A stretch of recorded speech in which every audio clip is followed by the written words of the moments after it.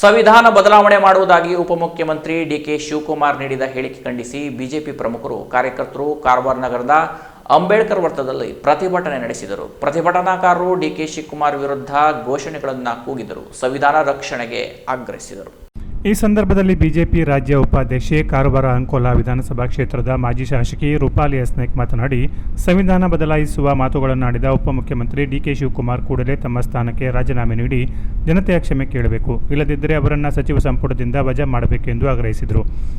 ಗುತ್ತಿಗೆಯಲ್ಲಿ ಮುಸ್ಲಿಮರಿಗೆ ಮೀಸಲಾತಿ ನೀಡುವ ಮೂಲಕ ಸಂವಿಧಾನ ವಿರೋಧಿ ಕೆಲಸವನ್ನ ಕಾಂಗ್ರೆಸ್ ಸರ್ಕಾರ ಮಾಡಿದೆ. ಈಗ ಈ ಸಂವಿಧಾನವನ್ನೇ ಬದಲಾಯಿಸುವ ಮಾತುಗಳನ್ನಾಡಿದ್ದಾರೆ. ನಂತರ ಹಾಗೆ ಮಾತನಾಡಿಲ್ಲ ಎಂದು ಹೇಳುತ್ತಾರೆ. ಆದರೆ ಡಿಕೆ ಶಿವಕುಮಾರ್ ಸಂವಿಧಾನ ಬದಲಾಯಿಸುವುದಾಗಿ ಹೇಳಿದ ವಿಡಿಯೋ ನಮ್ಮೆಲ್ಲರ ಮುಂದಿದೆ. ಡಾಕ್ಟರ್ ಬಾಬಾ ಸಾಹೇಬ್ ಅಂಬೇಡ್ಕರ್ ಎಲ್ಲರ ಹಿತವನ್ನು ಗಮನದಲ್ಲಿಟ್ಟು ಸಂವಿಧಾನ ರಚಿಸಿದರು. ಆದರೆ ಕಾಂಗ್ರೆಸ್ ಧರ್ಮಾಧಾರಿತವಾಗಿ ಮೀಸಲಾತಿ ನೀಡಿ ಸಂವಿಧಾನದ ಆಶಯಗಳನ್ನು ಗಾಳಿಗೆ ತೂರುತ್ತಿದೆ. ಮುಸ್ಲಿಂ ವೋಟ್ ಬ್ಯಾಂಕ್ಗಾಗಿ, ಅವರ ಓಲೈಕೆಗಾಗಿ ಇಂತಹ ಕೆಲಸಗಳನ್ನು ಮಾಡುತ್ತಿದೆ. ಮುಸ್ಲಿಮರ ಅಭಿವೃದ್ಧಿ ಕಾಂಗ್ರೆಸ್ಗೆ ಬೇಕಿಲ್ಲ, ಅವರನ್ನು ವೋಟ್ ಬ್ಯಾಂಕ್ ಆಗಿ ಮಾಡಿಕೊಳ್ಳುತ್ತಿದೆ ಎಂದು ಆರೋಪಿಸಿದರು. ಗುತ್ತಿಗೆಯನ್ನು ಎಲ್ಲ ಧರ್ಮದವರು ಪಡೆಯುತ್ತಿದ್ದಾರೆ, ಆದರೆ ಮುಸ್ಲಿಮರನ್ನು ಪ್ರತ್ಯೇಕಿಸುವುದು ಏಕೆಂದು ಅರ್ಥವಾಗುತ್ತಿಲ್ಲ. ಕಾಂಗ್ರೆಸ್ ಹಲವು ಬಾರಿ ಸಂವಿಧಾನವನ್ನು ತಿದ್ದುಪಡಿ ಮಾಡಿದೆ. ಈಗ ಉಪಮುಖ್ಯಮಂತ್ರಿಯ ಬಾಯಲ್ಲಿ ಸಂವಿಧಾನವನ್ನೇ ಬದಲಾಯಿಸುವ ಮಾತುಗಳು ಹೊರಬಿದ್ದಿವೆ. ಇದು ಖಂಡನೀಯ ಎಂದರು.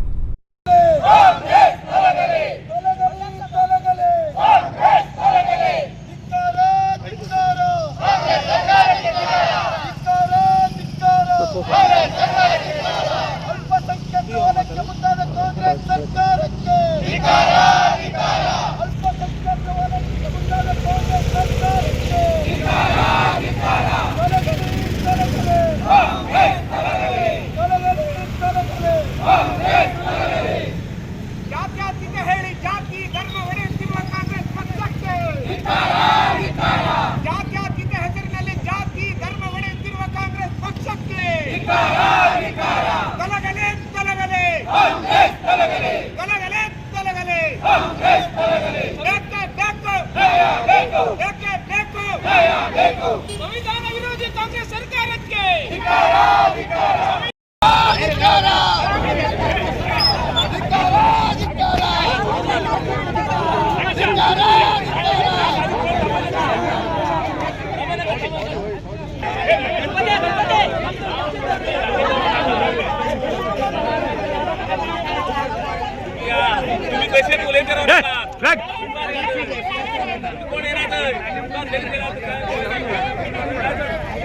लाल फोटो जो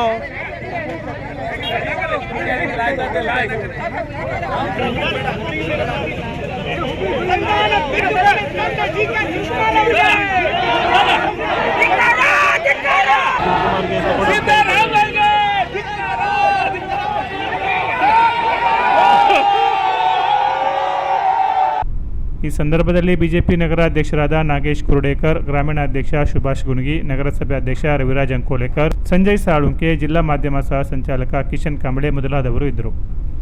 ಕೆನರಾ ಪ್ಲಸ್ ನ್ಯೂಸ್, ಕಾರವಾರ.